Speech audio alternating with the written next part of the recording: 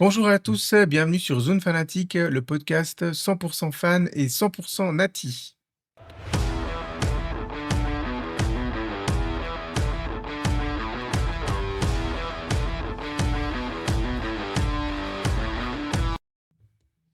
Un duo de choc ce soir pour vous animer cet épisode, puisque je suis avec Osvaldo. Salut Osvaldo. Mais salut Mirko, comment vas-tu?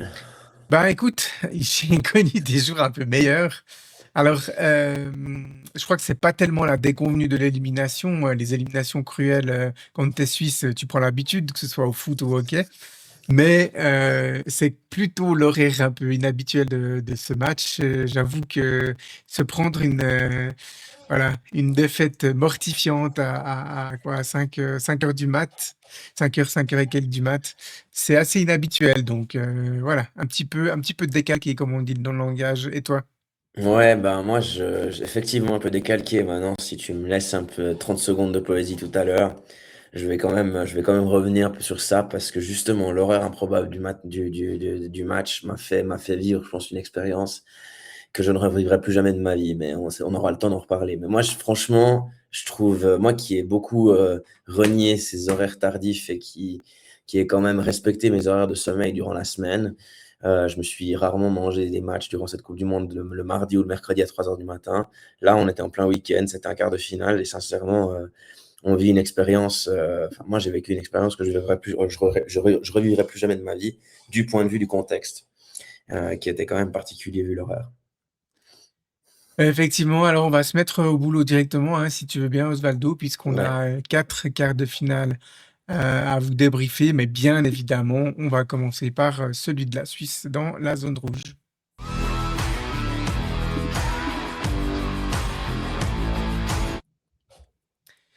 Voilà, Suisse-Argentine, c'était chronologiquement le dernier des quarts de finale, des 4 quarts de finale de cette Coupe du Monde 2026. Et puis, on l'a déjà dit, vous êtes bien évidemment déjà au courant, à moins de débarquer de je ne sais pas quelle planète.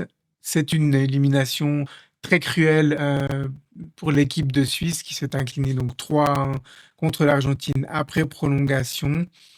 Alors, avant de rentrer un peu dans le détail de ce match, Osvaldo à chaud, très très grosse frustration pour cette élimination, mais j'ai envie de dire, comme tous les quarts de finale perdus par l'équipe de Suisse depuis le début des années 2020, hein, que ce soit l'Euro 2000, en 2021 face à l'Espagne, puis l'Euro 2024 face à l'Angleterre, et maintenant la Coupe du Monde 2026 face à l'Argentine.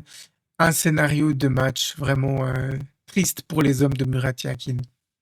Ben ouais, bah c'est-à-dire que déjà dans ces trois quarts de finale, que ce soit 2021, 2024 ou 2026, c'est au minimum la prolongation à chaque fois.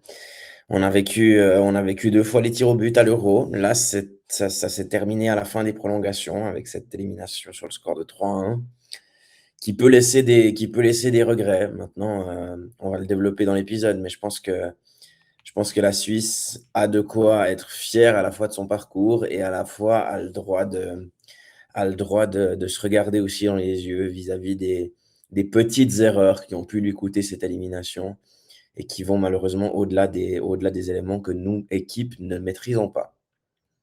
Ouais. Alors, avant le match, ben, toute la Suisse était un peu suspendue à l'annonce concernant Johan Manzambi, hein, qui avait manqué le match contre la Colombie. Alors nous, à Zone Fanatique, Osvaldo, on n'était pas trop positif, hein, ce genre de blessure. On s'attendait quand même à ce que Johan Manzambi ne soit pas apte à tenir sa place sur le terrain qu'en tant que titulaire, mais voire même pas du tout à jouer. Et puis malheureusement, cela s'est avéré. Johan Manzambi à nouveau complètement forfait.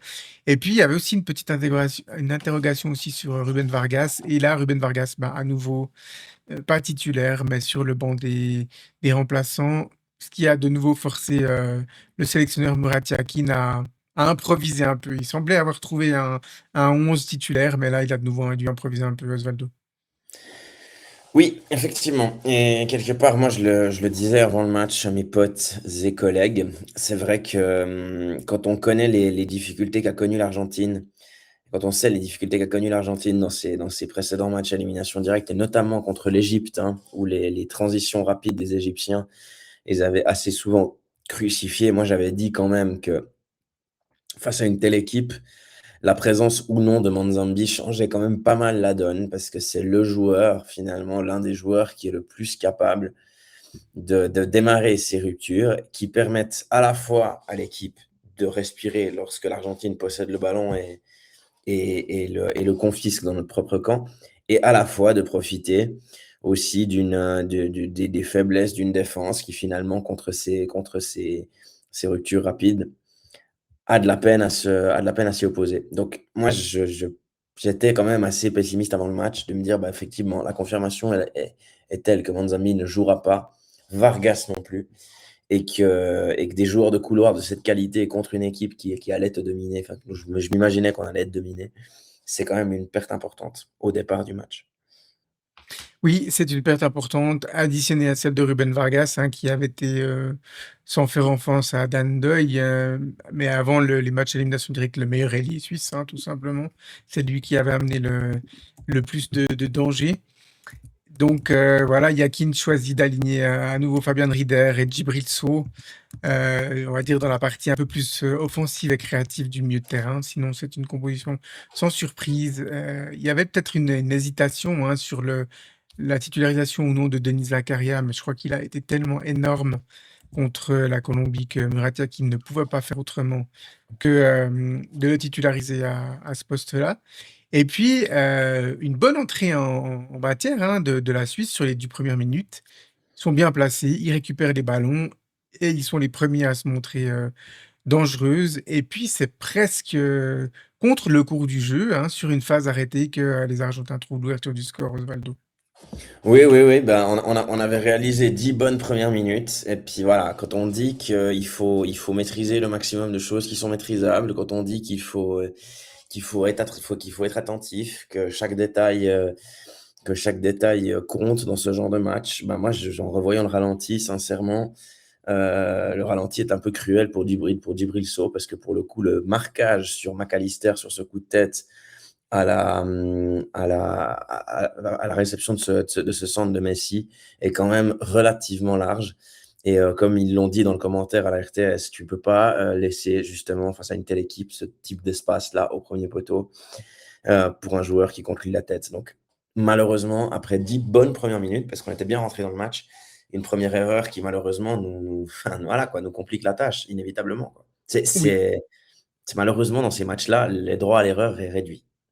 Elle nous complique la tâche et puis paradoxalement, elle endort un petit peu, l'Argentine, hein, après ce but, on va dire, les joueurs de l'Albiceleste n'ont pratiquement pas été dangereux en première mi-temps, plus d'arrêts à faire pour, Gregor Kobel. Et puis voilà, la Suisse n'est pas non plus, super tranchante, hein, non plus, mais il n'y a pas de grosses chances de but pour l'équipe suisse en première mi-temps non plus.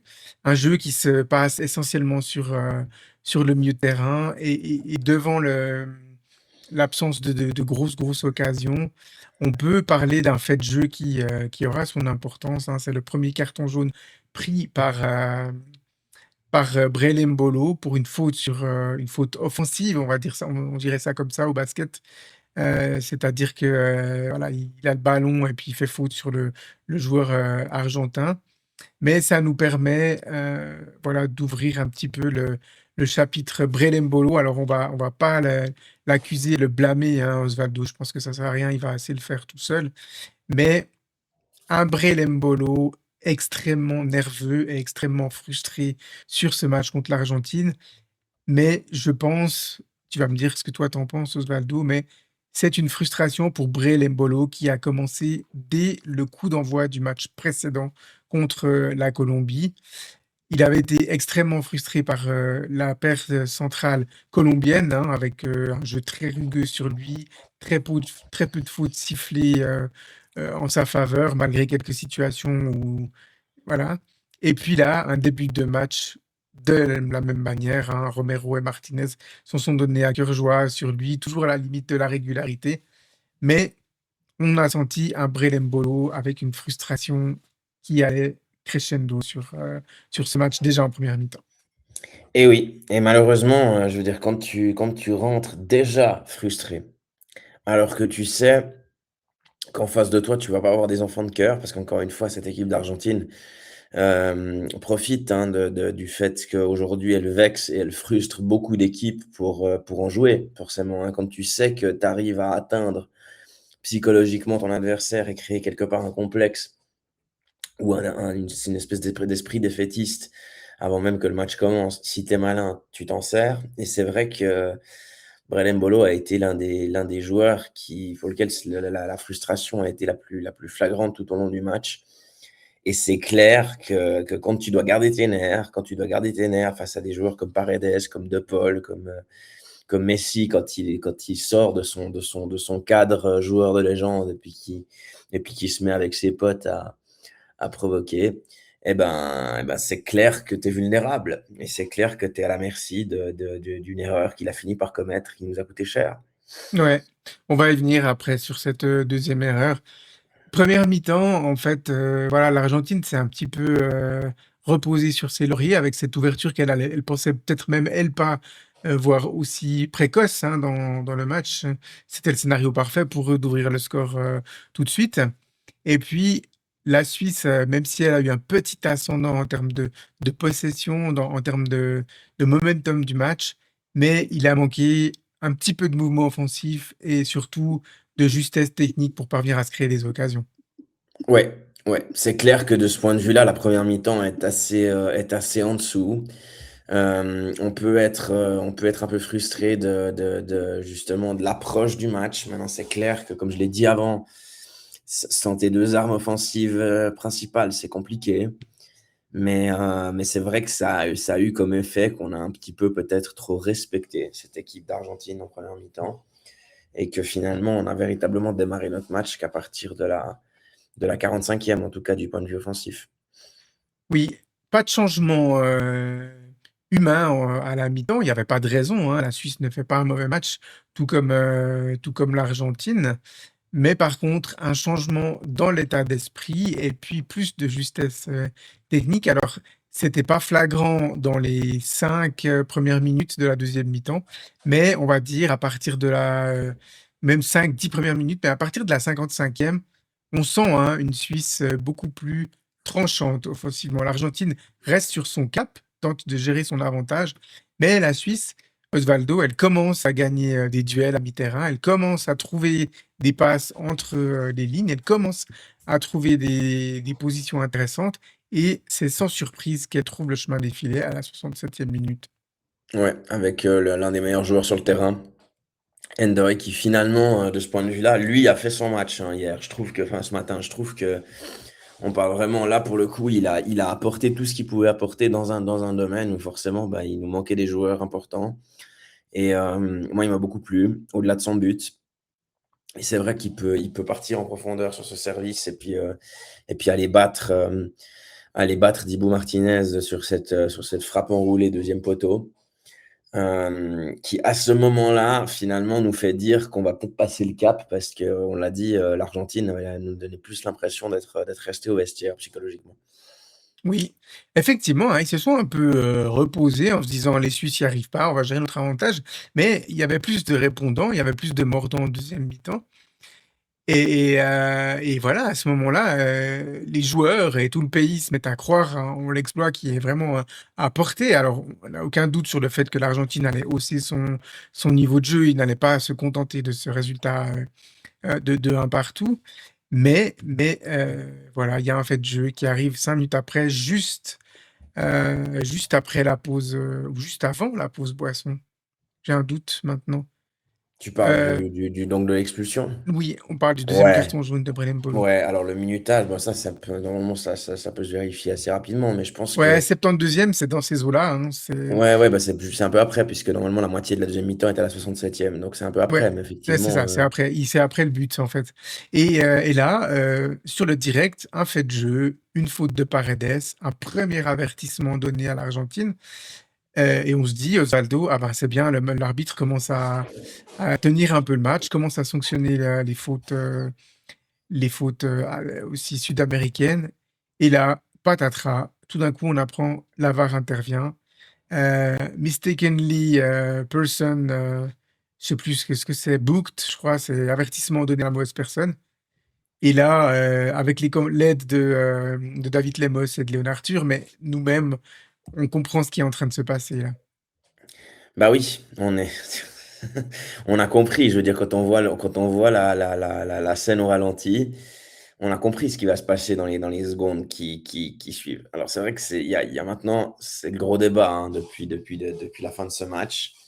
C'est finalement la légitimité de l'intervention de la VAR par rapport à la situation en question, puisque en, en l'occurrence, bon, tu vois, si nous, on voit une équipe adverse qui obtient une faute importante, qui marque un but sur ce type de scène-là, on va dire, ah bah il a grugé l'arbitre, il a simulé. Donc en soi, la simulation sur la base des images, elle est claire et nette. Maintenant, c'est vrai que on ouvrira, je pense, un débat après qui sera complet là-dessus, mais c'est effectivement la cohérence de l'utilisation de cet outil depuis qu'il existe. Et moi, j'insiste vraiment là-dessus. C'est pas, même s'il y a eu des scènes un peu plus marquantes dans cette Coupe du Monde, mais toute l'année, toi et moi, Mirko, on bouffe du foot toute l'année à foison, dans tous les championnats. Tu as des incohérences et Mm. tu as des scènes de ce type-là qui finissent par être vérifiées à la VAR et qui pénalisent des équipes. Alors moi, si tu veux, il y a deux axes. C'est-à-dire que je trouve effectivement qu'il y a un manque, il y a un manque de cohérence dans l'utilisation de la VAR. Maintenant, sans accabler encore une fois Brelem Bolo, j'applique dans ces cas-là ma philosophie de vie. Ne tends pas le bâton pour te faire battre. Quand tu Mhm. sais qu'il y a moyen que tu te fasses justement avoir par ce type de scène-là, ne donne pas à l'arbitre un prétexte pour le faire.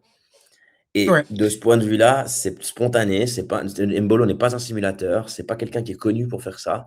Mais il a eu un mauvais réflexe qui nous a coûté très cher. Mais en Mhm. soi, voilà. On va décortiquer si tu es un peu d'accord toutes les choses. La première, c'est l'intervention de la VAR pour ce type de fait de jeu. Avant la Coupe du Monde, dans un fait de jeu comme ça, la VAR pouvait intervenir sur deux cas de figure. Le premier, c'est si un joueur, l'arbitre avertit le mauvais joueur. Donc ça veut dire il avertit Paredes alors que c'est De Paul qui fait la faute. Là, la VAR peut l'appeler et lui dire t'as pas averti le bon gars. C'est assez facile, hein, il n'a même pas besoin de la vidéo. Ils lui disent tu as averti le numéro 10, mais toi c'est le 8, il change et puis il y a aucun problème. Et puis, il pouvait les appeler aussi quand il expulse un joueur, ou il oublie d'expulser un joueur, et le VAR pense que l'arbitre a fait une erreur manifeste. Donc là, on est dans le cas intermédiaire, et c'est un cas qui a été introduit à la Coupe du Monde. Quand un joueur est accusé d'avoir fait une faute, il a été sanctionné pour une faute, mais en fait une faute qu'il n'a pas commise puisqu'il y a une simulation de l'attaquant, une simulation qui est considérée comme grossière de la part de l'attaquant. Donc là, la première partie de la décision de la VAR, d'appeler l'arbitre pour lui dire «Hé, Paredes, il n'a pas fait faute, enlève-lui son carton», elle est logique. Ça, il n'y a aucun problème. Maintenant, pour moi, on peut considérer la simulation de Mbolo comme un deuxième fait de jeu dans le fait de jeu, en fait, dans l'intervention de la VAR. Et là, ben, du coup, le problème, c'est que quand il va visionner le fait que Paredes n'a pas fait faute, il voit la simulation grossière de Brel Mbolo derrière. Et une fois qu'elle est vue, et le monde entier la voit au ralenti, et l'arbitre ne peut pas faire comme s'il ne l'avait pas vu. Et c'est une simulation grossière qui, on rappelle la règle par rapport à ça, une simulation grossière, peu importe le lieu où elle a lieu sur le terrain, et peu importe si elle entraîne l'expulsion du joueur en question parce que c'est son deuxième carton jaune, doit amener un carton jaune. Et là, l'arbitre, il est implacable. Il est implacable, il applique à la lettre en disant, en voyant le fait que l'autre ne fait pas faute, il considère que c'est une simulation. Parce que ce qui aurait pu se passer, Osvaldo, c'est que il n'y a pas faute de Paredes, mais Mbolo s'en couple sur lui-même ou sur Paredes. Et il aurait pu, des fois ça arrive, hein, toi tu joues au foot, tu sais comment ça se passe, des fois tu cours, tu t'embrouilles un peu les pinceaux, tu t'en coupes sur toi-même, et il n'y a pas de volonté de simuler. Il y aurait pu ça, mais là, Mbolo, pour moi, c'est pas tellement le contact où il y a la volonté de simulation, c'est l'après, hein, où il se roule par terre 3 fois comme on déteste quand nos adversaires font ça devant le banc suisse. Et c'est là où pour moi, la simulation, elle est la plus grossière, vraiment. Et puis, voilà, donc finalement, l'arbitre n'a pas tellement le choix, mais à la base, il n'est pas appelé pour ça. Il n'est pas appelé pour ça. C'est pas ça qui est indiqué sur la partie. Mais du coup, la conséquence de la première partie de l'action entraîne, entraîne la deuxième. Et puis, du coup, il prend une décision par rapport à ça. Mais là où j'ai plus de peine, Osvaldo, c'est que des simulations, il y en a eu plusieurs sur ce match avant celle d'Embolo. Alors celle-ci, c'était la plus grossière, évidemment, mais il y en a eu plusieurs des grossières de la part des Argentins et aucune intervention. Rien. Effectivement, mais c'est le gros problème, hein, de ce type de geste-là, hein. Enfin, moi qui suis, d'origine italienne, je sais bien, hein, quel a été l'un des points de bascule de la dernière coupe du monde qu'a remporté l'Italie, hein. Je veux dire, je pense que c'est la simulation, c'est quelque chose qui est vieux comme le monde au niveau de la frustration que ça génère chez les supporters des équipes qui se font léser par ce genre de geste. Je veux dire, les Australiens sont peut-être pas un pays de foot comme nous, et sont pas développés peut-être une culture foot comme nous on l'a développé dans les dernières années. Mais je pense qu'en 2006, quand Grosso fait sa simulation, ils sont verts. Mais comme il y en a des millions des exemples comme ça. Maintenant, c'est clair que pour nous, ce qui frustre, c'est la raison numéro une pour laquelle il va avoir la VAR, et ce que la vision de la VAR l'entraîne à prendre comme décision. Mais Mhm. encore une fois, moi, je pense que c'est quelque chose qui mérite, avec justement un outil technologique tel que celui-là. Je veux dire, les simulations claires et nettes, même si elles ne sont pas volontaires, mais que c'est spontané et maladroit, devraient beaucoup plus régulièrement sur tous les terrains du monde être sanctionnées, parce qu'en fait, c'est l'un des pires exemples qui sont ensuite donnés même aux gamins, quoi. Je veux Mhm. dire, quand tu vois Et un peu ça, moi, ça, j'insiste vraiment sur l'attitude de Brel Mbolo après le choc. Je suis persuadé que s'il tombe et il se relève de suite, bah, c'est beaucoup moins suspect qu'il fait ses trois petites roulades euh, devant le banc suisse. Pour moi, c'est vraiment l'ensemble de l'action qui fait que l'arbitre, il n'a pas le choix. Si c'est bien sûr, c'est l'inverse, c'est l'ensemble de son on va œuvre, mais bien réclamer le sûr, deuxième carton jaune. Mais bien sûr. voilà. Mais par contre, on a quand même le doute sur une situation inversée. Est-ce que la VAR serait intervenue pour ôter le carton jaune aux joueurs suisses et donner un deuxième jaune à un joueur argentin? Moi, personnellement, j'ai pas la certitude à 100%. Et quand j'ai pas de certitude à 100%, ça veut dire que j'ai des doutes sur le traitement équitable de par l'utilisation de la VAR, Osvaldo. Je sais pas ce que tu en penses. On en Bien reviendra sûr, après. bien sûr, mais c'est ça, c'est le quand tu as justement une équipe toute puissante, puis machin, puis tu te dis: «Oui, mais est-ce que la faute, tu siffles la même faute à l'inverse?» Ça aussi, c'est une question qu'on s'est posée 150 fois. Je veux dire, moi, même si la VAR n'existait pas encore, mais on était à une année de l'intronisation de la VAR, je pense que tu te rappelles, pour citer un cas célèbre aussi dans le foot, la dernière des 3 Ligues des Champions remportées consécutivement par le Real Madrid de Zidane. Bah, le penalty qui est sifflé à Madrid pour le Real, qui permet au Real Contre la d'éviter la Juventus. prolongation contre la Juventus. Ça, Mhm. moi à l'époque, parce qu'en plus de ça, j'ai pas une grande affection pour ce club, j'arrêtais pas de dire à des potes: «Ouais, mais est-ce que vous êtes sûr que de l'autre côté, si Mandzukic tombe dans la surface, machin, eh ben, ça siffle.» Et puis, comme il y avait une hype autour de ce club et qu'il y avait beaucoup de monde qui était, ben, ah ouais, mais tu cherches des prétextes, tu cherches des prétextes. Ben là, c'est la même chose, hein. Je m'excuse, mais le truc, c'est que malheureusement, ces scènes-là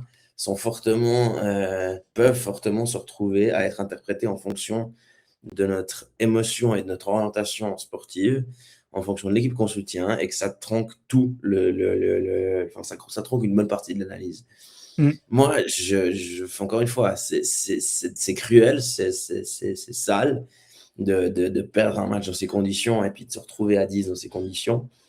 Mais comme tu l'as dit, je veux dire, s'il accentue pas cette chute, je suis à peu près sûr qu'il n'y a aucun problème. Mhm. Il annule à la limite le carton jaune pour Paredes, peut-être. Mais derrière, il ne met pas de deuxième carton jaune à Mbolo, parce que la scène est beaucoup trop flagrante. Encore une fois, ne pas donner une bâton pour se faire battre.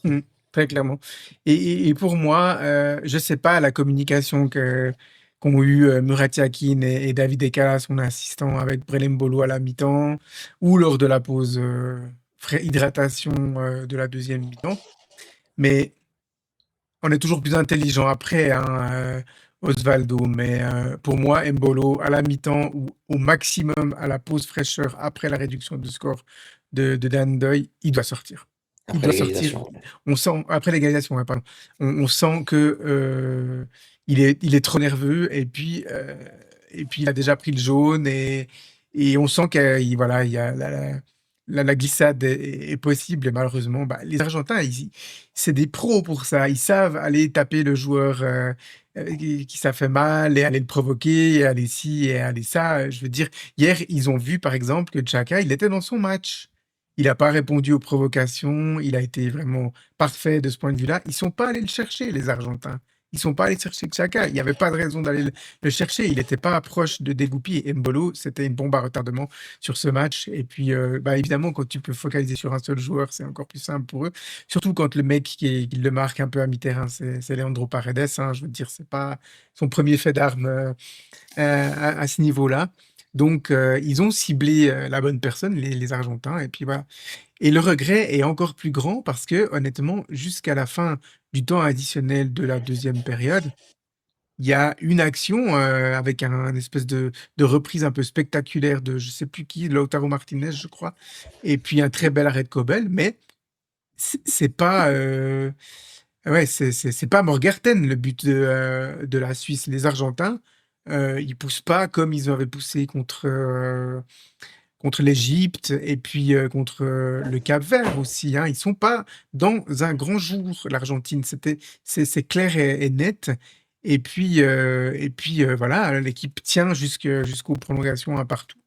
Bah, parce que la défense suisse continue à être bien organisée, mais parce que l'Argentine, elle attaque de manière un peu désordonnée, Osvaldo. Ouais, juste un dernier truc par rapport à ce que tu disais juste avant sur Mbolo et puis sur la frustration, puis sur le fait qu'ils sont pas allés chercher Xhaka. Moi, en parlant avec des potes et collègues, finalement, avec lesquels j'ai fait aussi une émission sur ce mondial, certains me disaient, ah ouais, mais psychologiquement, on a réussi à passer les tirs au but contre la Colombie avec les scènes de Mina, donc on est prêt à affronter psychologiquement l'Argentine. Les gars, chaque match est différent. Quand on voit en 2022, il y a 4 ans, quand tu vois comment les Argentins réussissent à faire sortir de leur gonds les Néerlandais, les Français et plein d'autres nations encore, je veux dire, un joueur comme Paredes, il est connu mondialement. Mondialement. Mhm. C'est certain. Et si tu ne gardes pas la tête aussi froide qu'un congélateur, tu sais pertinemment que le premier joueur qui va montrer une faiblesse mentale, qui va montrer une accumulation de frustration, les gars, ils vont se parler pendant une pause fraîcheur, pendant la mi-temps, pendant un regroupement, pendant qu'un joueur qui reçoit des soins, puis de se dire, lui, là, lui, ce mec-là, il faut aller le chercher. Mhm. Et enfin, je veux dire, ça fait partie du truc, ça fait horreur aux supporters puristes, on est bien d'accord, mais ça fait partie ça fait partie du jeu. Et honnêtement, quand tu montres en fait, dans ces matchs-là, tu as une seule solution pour pouvoir t'en sortir indemne, c'est de faire du poker face tout le match. Ouais. En gros, Et c'est imperturbable. mhm. Et c'est clair. Et les Argentins savent toujours flirter avec le règlement. Mais les Argentins, comme les grandes équipes, hein, ils savent Bah toujours ouais. quoi faire pour être à la limite du règlement, pour pas prendre des cartons, mais pour faire sortir de leur match certains de leurs adversaires. Donc Bien sûr. voilà, un partout à la fin du temps réglementaire. Là, ben, du côté suisse, le plan de jeu il est clair, hein, c'est de tenir jusqu'au tir au but. On s'est procuré absolument aucune occasion dans la fin du temps réglementaire. Et puis, l'équipe d'Argentine va passer l'épaule dans ces prolongations, dans la deuxième période de prolongation. Et là, Osvaldo, on va rendre à Julián ce qui appartient à Julián, monsieur Julián Alvarez en l'occurrence, parce que cette frappe, on est sûr et certain, il n'y a aucun gardien qui va la chercher. Ouais, c'est fantastique. Après, ça fait évidemment, c'est compliqué de subir ce genre de Mm. but contre nous. Mais quelle frappe d'un joueur qui, pour le coup, avait traversé ce mondial comme un fantôme, hein, on va être honnête, jusqu'ici. mais qui nous nettoie cette Lulu comme jamais, quoi. Donc, Mm, non, frappe exceptionnelle. Et puis, finalement, voilà, le coup de génie de ces équipes qui possèdent ce type de joueurs qui sont capables de débloquer un match sur des détails. Ce qui nous a cruellement manqué avec l'absence, encore une fois, de nos deux joueurs offensifs. Parce tout que à fait. voilà. Et puis, la défense suisse paye cash parce que jusque-là, à part, tu l'as dit avant, hein, sur l'ouverture du score de McAllister, il n'y a pas eu une incursion d'un attaquant argentin où, à moins d'un mètre, il n'y avait pas Rodriguez, Akanji, Elvedi, ou Zakaria, ou Xhaka, ou Freuler. La défense suisse avait été vraiment extrêmement solidaire, extrêmement compacte. Et là, elle laisse une seconde, elle laisse Hmm. 2 mètres à Alvarez. On lui a pas laissé un boulevard, mais on lui a laissé Non. un petit espace. S'il y a un joueur suisse pour contrer, eh ben, c'est plus difficile ou face à lui, c'est plus difficile de la mettre dans la lucarne.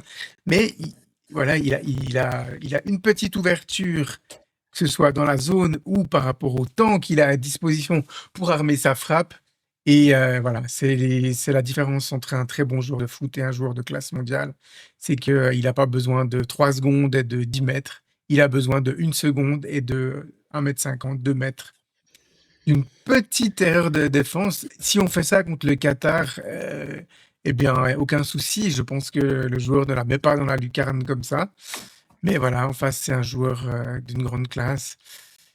D'un côté, c'est extrêmement cruel, et puis de l'autre côté, tu te dis, oh, mieux vaut prendre un but comme ça plutôt qu'un but de raccro, un nouveau penalty sifflé un peu on ne sait où, ou bien une grosseur de la défense. Voilà, là, on a obligé l'Argentine à l'exploit personnel parce que collectivement, ils n'ont pas été excellents sur ce match, il faut le dire. Et puis voilà, Alvarez nous met un 2-1 incroyable. À ce moment-là, la messe était dite, elle l'est encore plus dite quand l'Interiste Lautaro Martinez clôt l'affaire à 3-1.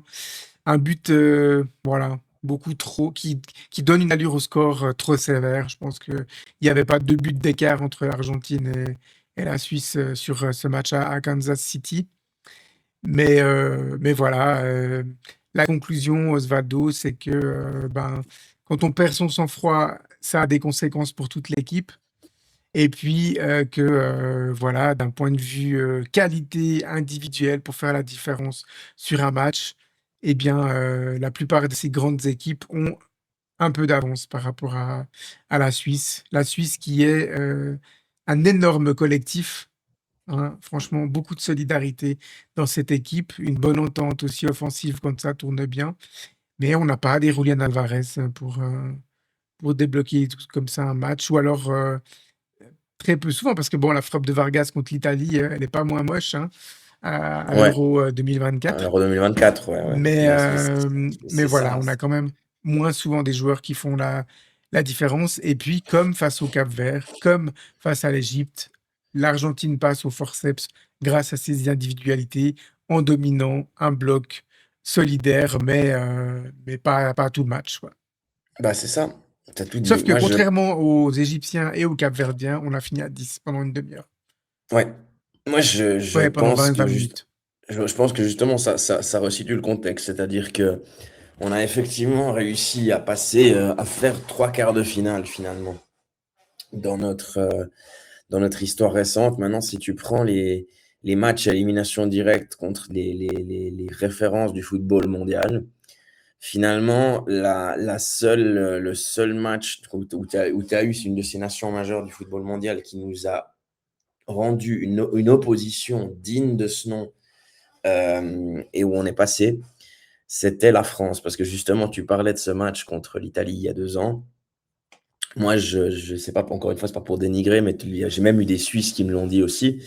Euh, C'était une équipe de fantômes en face. Et c'est vrai que là, quand tu te retrouves face à des champions du monde, qui en plus de ça, c'est pas comme s'il y avait que la Coupe du Monde en 2022, hein, mais il y a la Copa América 2021 et il y a la dernière aussi qui gagne. C'est compliqué d'arrêter une équipe comme ça qui est en pleine confiance, puis qui en plus a ce coup de pouce justement du destin à chaque fois qui l'accompagne. Donc, Il faut pouvoir faire, encore une fois, le match parfait dans tous les compartiments du jeu et avoir un peu de chance. Et puis quand on se disait que justement le fait qu'ils étaient passés à l'arrache contre le Cap-Vert et l'Égypte, que nous on avait enfin brisé psychologiquement ce plafond de verre et que ça allait nous permettre de peut-être passer. Eh ben voilà les gars, ben ça suffit pas. C'est-à-dire que tu as affronté durant ce mondial le Qatar, la Bosnie, le Canada, la Colombie, même si la Colombie avait fait une très très grosse phase de groupe. Une Argentine, même peu blessée, même un peu diminuée, même qui donne l'impression qu'elle avance que par coup. C'est un autre niveau. Mm. Et tu dois répondre, tu dois faire un autre type de match encore pour pouvoir passer ce type d'équipe-là. C'est cruel, mais c'est le haut niveau. Ouais, on le verra après dans la zone mondiale, mais on n'a pas été la seule équipe à être victime des individualités en face, hein. Ouais. Du coup, voilà, on va pas faire un bilan complet de la Coupe du Monde de la Suisse à ce moment-là, Osvaldo. On le fera dans un épisode qui paraîtra après la finale. On ne sait pas trop encore dans quel délai. On aimerait vous préparer quelque chose d'un peu sympathique, comme on l'avait fait pour le premier épisode enregistré en studio. Donc voilà, on vous tiendra informé sur cet épisode. On aura besoin de digérer aussi ce qui s'est passé pour la Suisse, mais aussi de voir la fin de cette Coupe du Monde, parce on attend aussi de voir qui va soulever la Coupe Jules Rimet. Donc voilà, on se réjouit beaucoup de cette dernière semaine de compétition et de ces 4 derniers matchs de compétition. Voilà, Osvaldo, on va passer à la zone mondiale.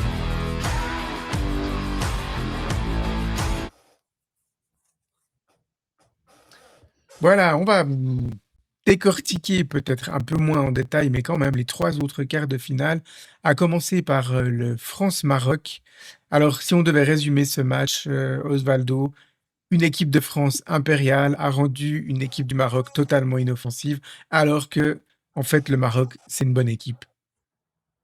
Ouais, c'est une bonne équipe. Alors effectivement, ils avaient quelques absences. Enfin, ils avaient une absence surtout du point de vue offensif qui les a fortement pénalisés avant ce match, Ouais, qui a fait que ben voilà quoi, les quelques espoirs qu'ils pouvaient avoir avant cette rencontre de prendre leur revanche de cette défaite de la demi-finale de cette défaite de la demi-finale de la Coupe du Monde 2022 face aux Bleus.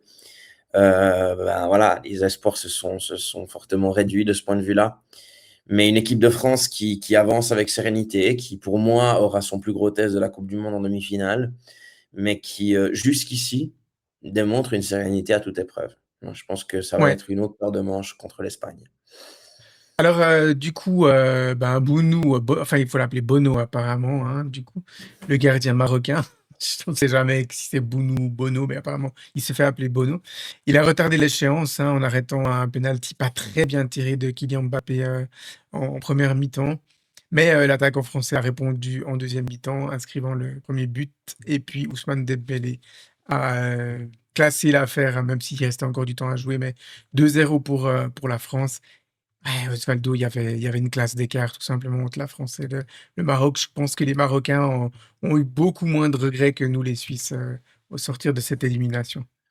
Oui, et d'ailleurs, quand tu vois la Coupe du Monde qu'est en train de faire la France, alors moi je suis partisan, enfin je fais partie des partisans du point de vue enfin sur un pur point de vue football.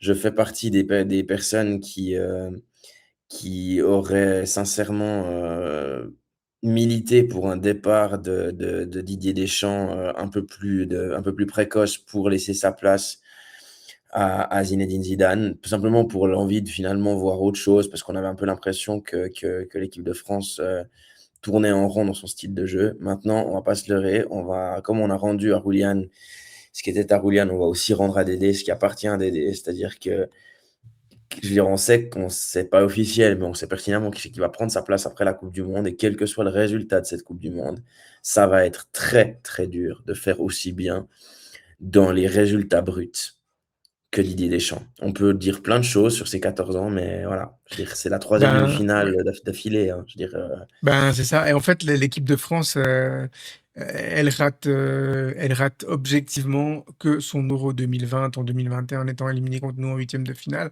Mais sinon, ils gagnent, enfin, ils font finale en 2016 chez eux, ils gagnent la Coupe du Monde en 2018, l'Euro 2020. Ben voilà. 2022, ils font finale de la Coupe du Monde. demi-finale contre une Espagne qui était injouable à l'Euro Ouais. 2024. Et là, de nouveau demi-finale, voire peut-être même plus.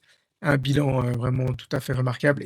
Mais surtout, un jeu beaucoup plus offensif et beaucoup plus léché. Cette équipe de France, elle a longtemps été moche, entre guillemets, dans la victoire, hein, avec Mhm. surtout une énorme solidité défensive et un réalisme froid à toute épreuve.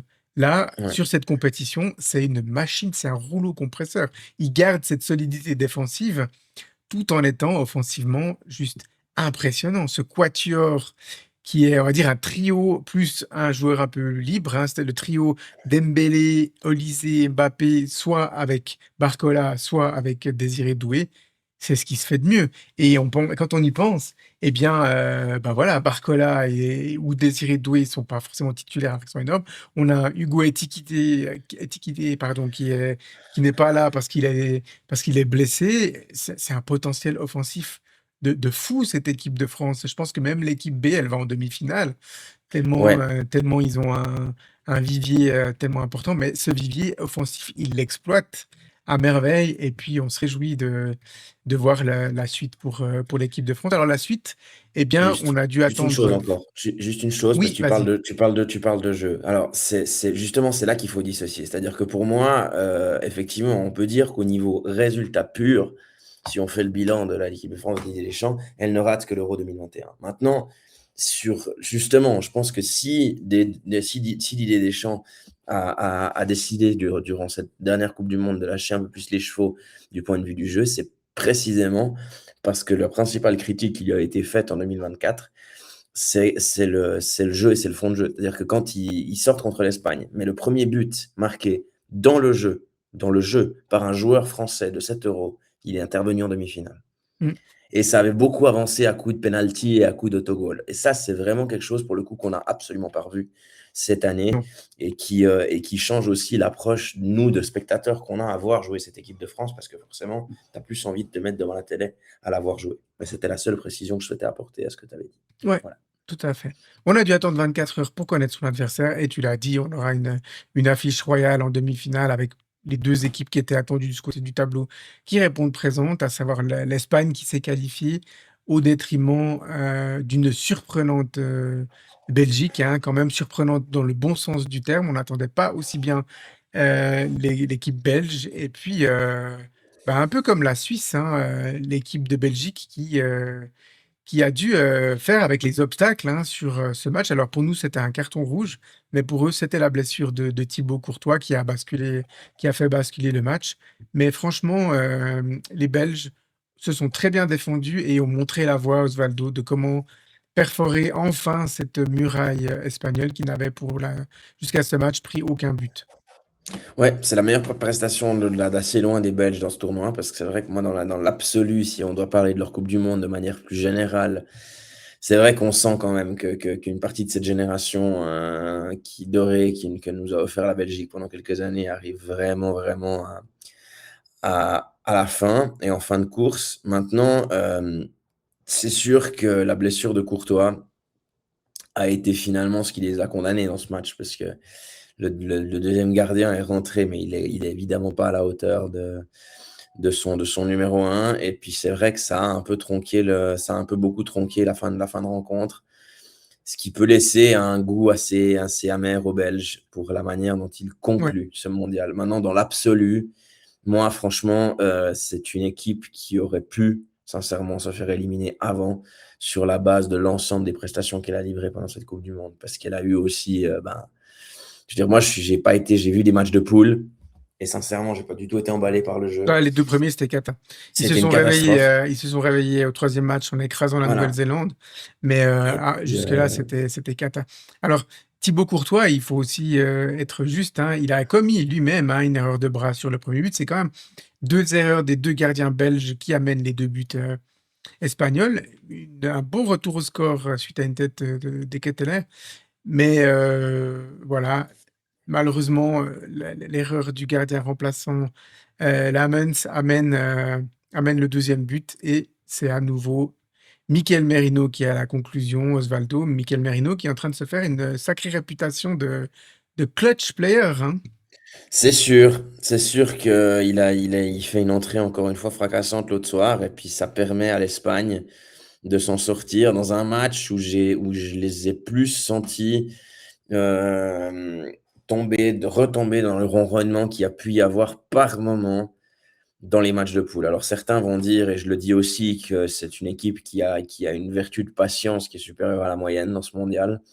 Maintenant, je pense que face aux Bleus, il va y avoir une autre capacité à profiter justement des ruptures et de ce point de vue-là, peut-être que la meilleure nouvelle pour la percussion du jeu de l'Espagne dans cette fin de rencontre, c'est la rentrée de Nico Williams et puis de ce qu'il apporte en fin de rencontre. Parce que si tu arrives à avoir l'équilibre entre Yamal et Nico Williams, enfin, tu as plus de chances de t'en sortir face à une équipe de France contre laquelle il va falloir faire preuve de variété dans le jeu, de meilleures sorties de ballon et puis d'un autre rythme que ce qui a été démontré par moment face à cette Belgique. Ouais. Eh beh, effectivement, ouais, voilà. Donc voilà, une victoire quand même, assez logique de l'Espagne. Ils ont quand même été dominants sur le match, mais voilà, les Belges peuvent avoir des regrets. Et puis, 3e quart chronologique, c'était un choc, peut-être le choc le plus ouvert sur le papier, hein, de ces quarts de finale. C'était l'affiche entre, la Norvège et l'Angleterre. Alors, c'est un duel qui, en termes d'intensité et de suspense, a tenu vraiment toutes ses promesses, Osvaldo.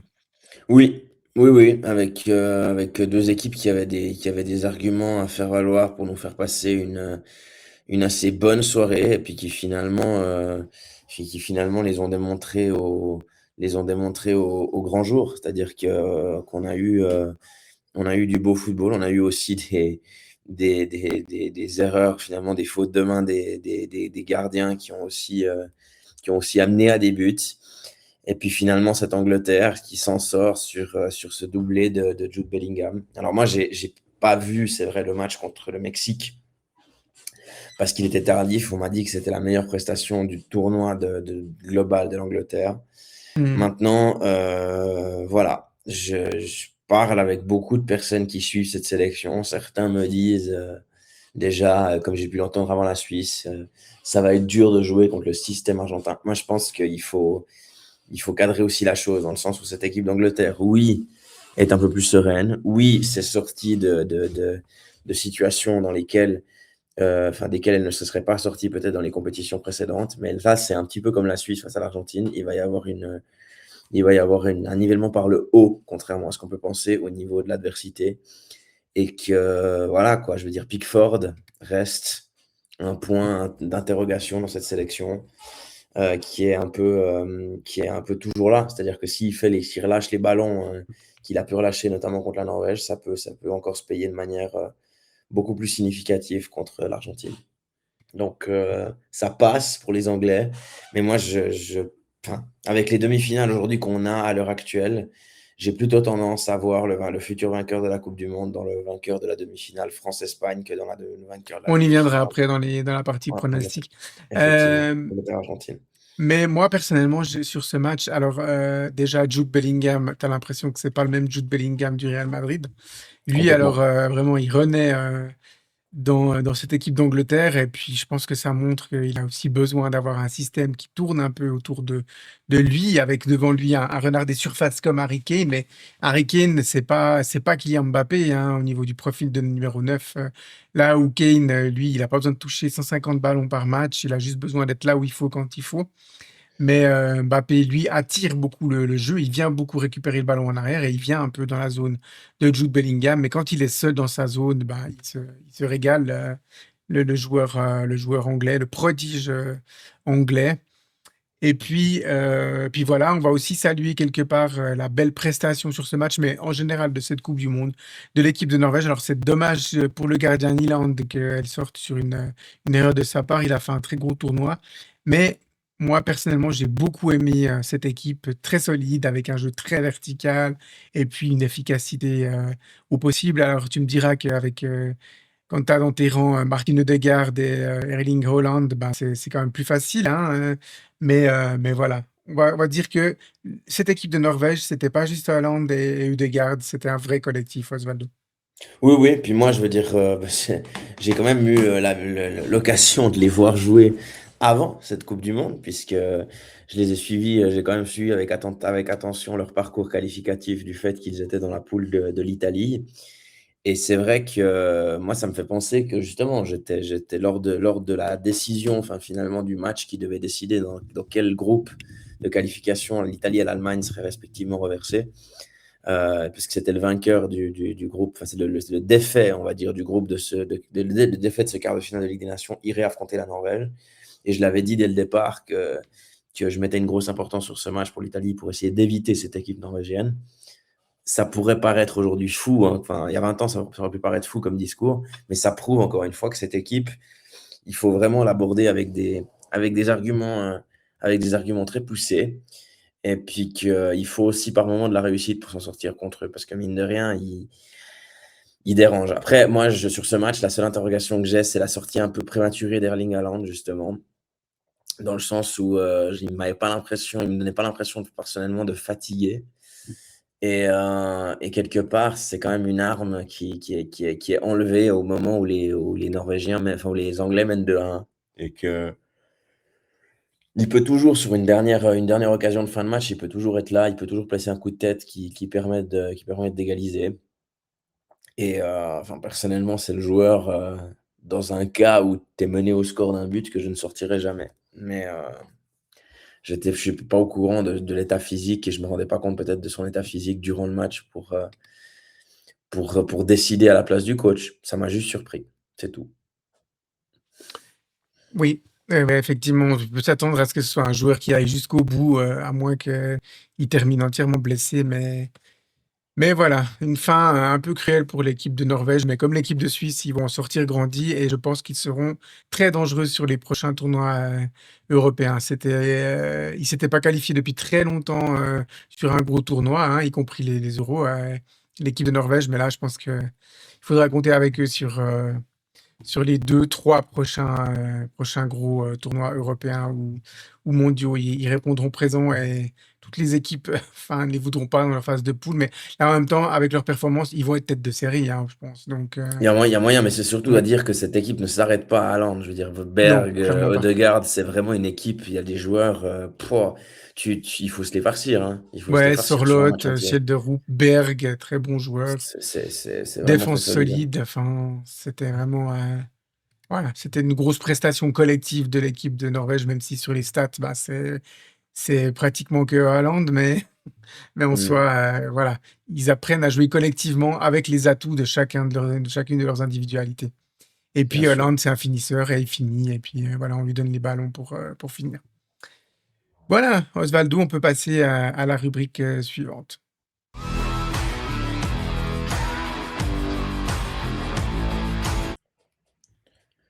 Voilà, la rubrique suivante, c'est la zone libre. On vous a fait une petite story sur Instagram. Alors, c'était un peu un test hein, pour voir est-ce que, en tant que supporter, vous aviez gardé votre âme sur l'équipe de Suisse ou bien vous avez pu analyser la chose de manière un tout petit peu plus objective. Vous êtes quand même 71% à trouver que l'expulsion de Brel Mbolo était injustifiée. C'est quand même beaucoup. Et on vous a demandé un peu de donner les arguments.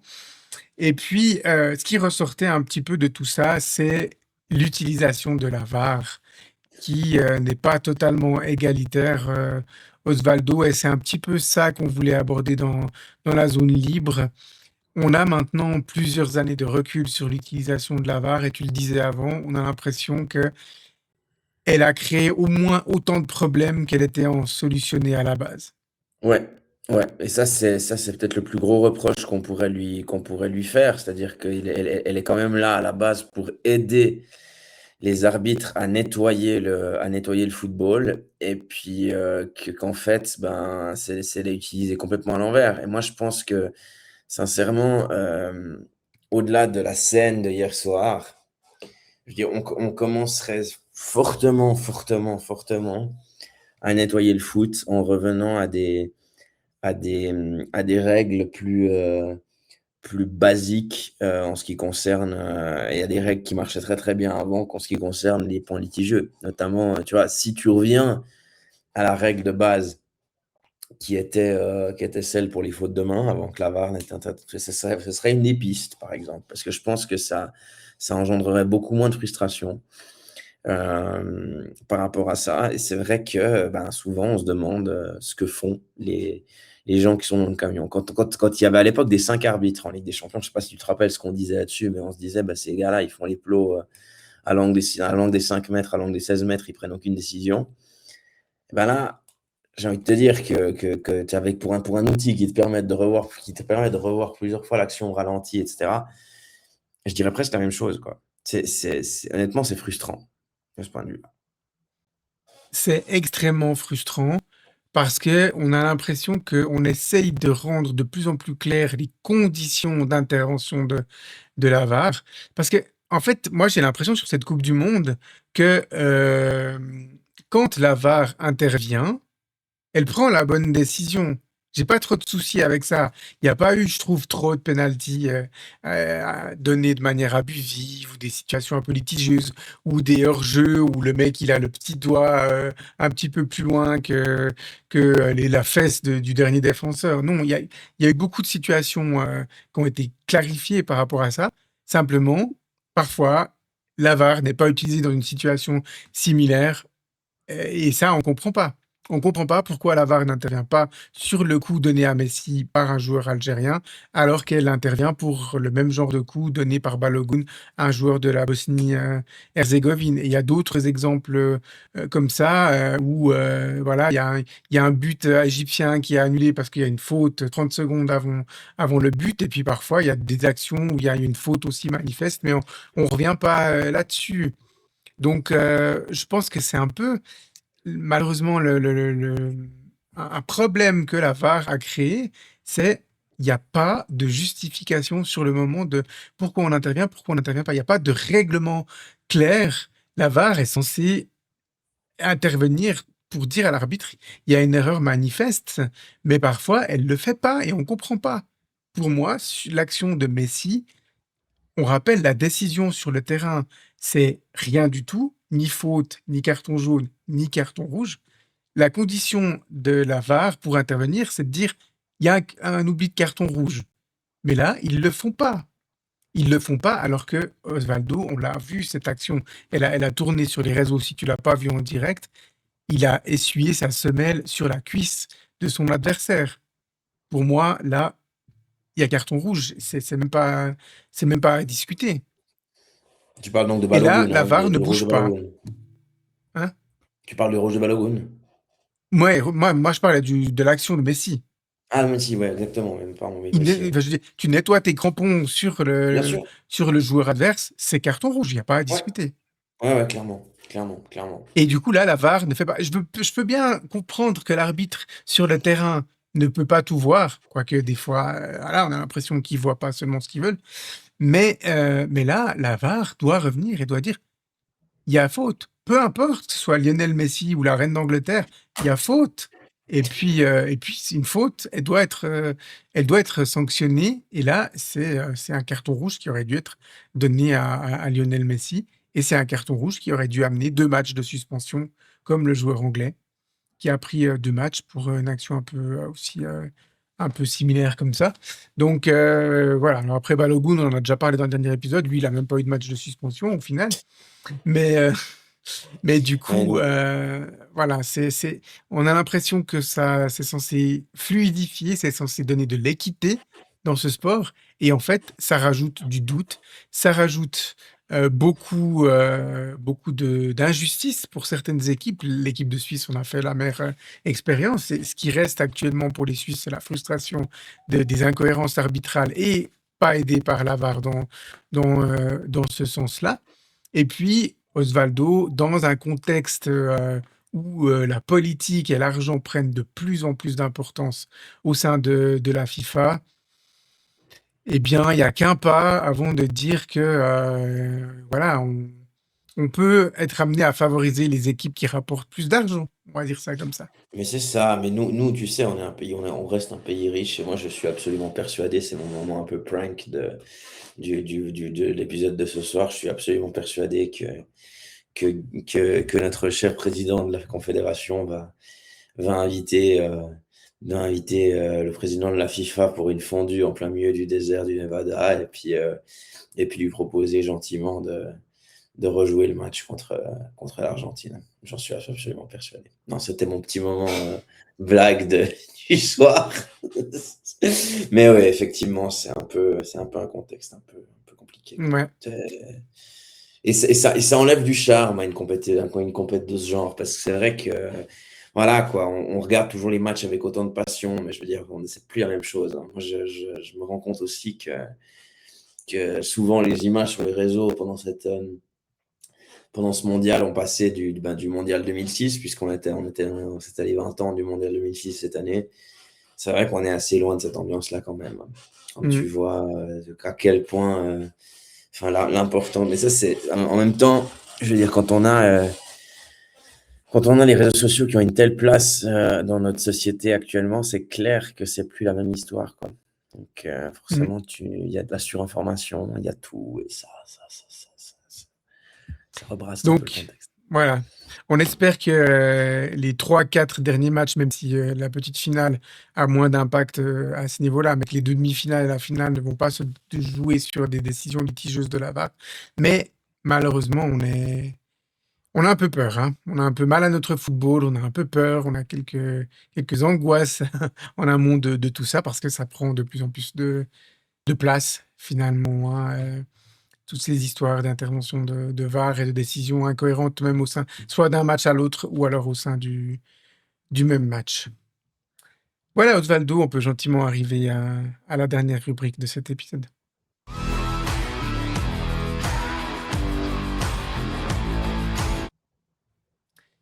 C'est la zone de vérité, c'est les pronostics, de l'équipe. Ben, malheureusement, il y a plus de pronostics pour l'équipe de Suisse, mais la mission est assez simple. Il y a 2 demi-finales, France-Espagne et puis Angleterre-Argentine.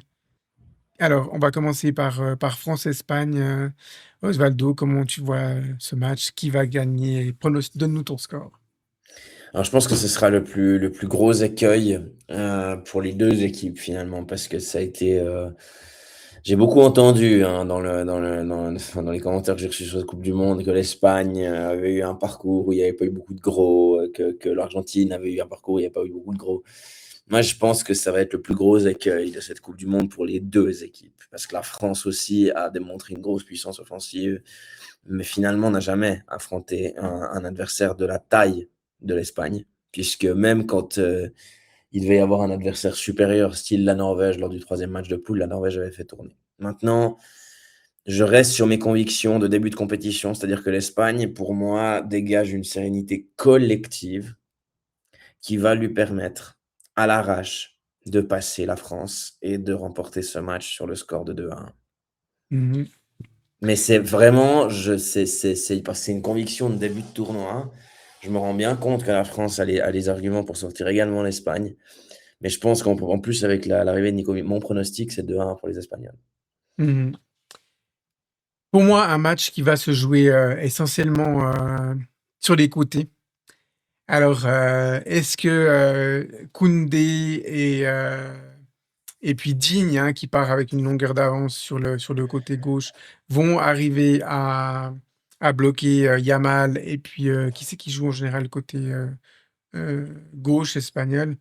Alors, Ouais, non, parce c'est que. Bana là qui a joué, hein, quand même. Ouais, mais bon, il pourrait y avoir Nico, hein. Ouais, pour Nico Williams et puis de l'autre côté, ben, on aura quand même, la Cucurella et puis, Pedro Porro qui devront contenir respectivement, bah, un système qui tourne beaucoup, hein. Ça permute beaucoup entre Mbappé, Doué ou Barcola et puis Dembélé avec encore Olysée. Donc voilà, la défense qui prendra le dessus sur l'attaque adverse. Bon, c'est un peu une lapalissade, hein, de dire ça au foot, mais je pense que, les 2 défenses se valent. mais l'attaque française est quand même supérieure et à mon avis, ils ont de quoi faire très, très mal à cette défense espagnole qui n'a pas encore été vraiment testée, hein, même mis à part contre un tout petit peu contre la Belgique. Donc j'attends aussi de voir cette Espagne un peu mise sous pression pour voir comment ça va se passer. Les équipes vont s'échanger, je pense, les moments de pression et au final, je vois bien la France, quand même passer devant et gagner ce match, 2-0. Je pense qu'ils ont le potentiel d'éteindre, les Espagnols. Ou alors on a Lamine Yamal qui se réveille et qui est en feu, vraiment, parce que lui aussi, il passe un petit peu à côté de son tournoi quand même, mais on verra bien. Deuxième Il a match, on le oui, meilleur match qu'il a fait du tournoi, c'est quand même contre la Belgique, ouais, tout à sans fait. réussir à perforer, mais je l'ai trouvé déjà bien mieux que lors des Mmh. précédentes sorties, hein, Tout Yamal, à hein, et fait, c'est pas exclu qu'il monte en puissance, clairement et il encore. sera ultra motivé. Et C'est puis de sûr. l'autre côté, Angleterre-Argentine, comment tu vois ce match et ton pronostic? Celui-là, il est compliqué à pronostiquer. Maintenant, je conçois, hein, que les Anglais aient produit quelques prestations de bonne facture et de très bonne facture, même dans cette Coupe du Monde, notamment cette victoire contre le Mexique, que je n'ai pas vue, mais finalement, en voyant les extraits, ils se sont extraits d'un sacré piège d'un sacré piège au Stade Azteca. Maintenant, j'ai revu contre la Norvège des faiblesses de l'équipe d'Angleterre qui sont susceptibles d'être exploitées. Et de ce point de vue-là, je verrais bien un match assez fou et une victoire 3-2 de l'Argentine. Mmh. Moi, je vais pronostiquer une victoire, 1-0 de l'Angleterre. Je suis un peu optimiste, je pense pas que et peut-être que l'Angleterre n'arrivera pas à garder à 0 Ouais, l'équipe argentine, faut pas beaucoup de mais clean sheet, hein. hein? C'est pas une équipe qui fait beaucoup de clean sheet, hein. Non, c'est pas C'est une équipe qui fait beaucoup de clean sheet. Après, on va dire que c'est 2 équipes qui brillent surtout par, leur capacité offensive, hein, mais la clé du match, potentiellement, sera de bien museler, Lionel Messi, mais aussi de museler les autres parce qu'on a vu que quand Messi fait un match, un peu en dents de scie avec, voilà, il a fait quand même un corner qui amène le premier but, mais sinon il a été bien, bien, bien effacé par, Granit Xhaka et puis nos défenseurs centraux. Donc les Anglais feraient bien de s'inspirer un petit peu de tout ça, mais il faudra aussi tenir les autres. Mais pour moi, l'Angleterre a aussi la capacité de faire mal à l'Argentine.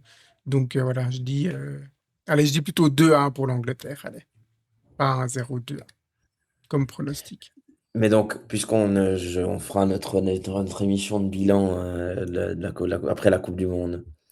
Est-ce qu'on peut, sur la base des deux pronostics qu'on a fait demi-finale, bah, pronostiquer l'hypothétique finale qui va arriver pour le freestyle quand même? Comme ça, on donne Mais bien sûr, ouais, ouais. à Alors ce stade-là notre champion du monde, moi, j'ai honnêtement. vu, je vais être cohérent par rapport à ce que j'ai dit au début de la compétition, hein. Moi, je vois la France aller au bout et du coup battre, l'Angleterre. Et toi, du Mm. coup, tu aurais un Espagne-Argentine qui donnerait quoi? Qui donnerait la victoire de l'Espagne. C'est-à-dire que, comme moi j'ai dit tout à l'heure, je pense que le futur vainqueur de la Coupe du Monde, quoi qu'il en soit, se trouve du côté du tableau France-Espagne. Mmh. Sans donner nécessairement la France vainqueur, mais je pense que l'équipe qui sortira de cette demi finira championne du monde. Ouais, effectivement. Alors, bah, du coup, n'hésitez pas, hein, à nous dire dans les commentaires qui vous voyez de ces 4 équipes aller au bout du tournoi. Ouais. Voilà, eh bien Osvaldo, c'est la fin de cet épisode de Zone Fanatique. On ne sait pas encore quand aura lieu le prochain épisode, mais on vous tiendra au courant sur nos réseaux. On vous prépare quelque chose d'assez sympathique. Et puis, en attendant, ben, voilà, bonne fin de Coupe du monde à tous. Et puis, à la prochaine. Bye bye. Bye bye.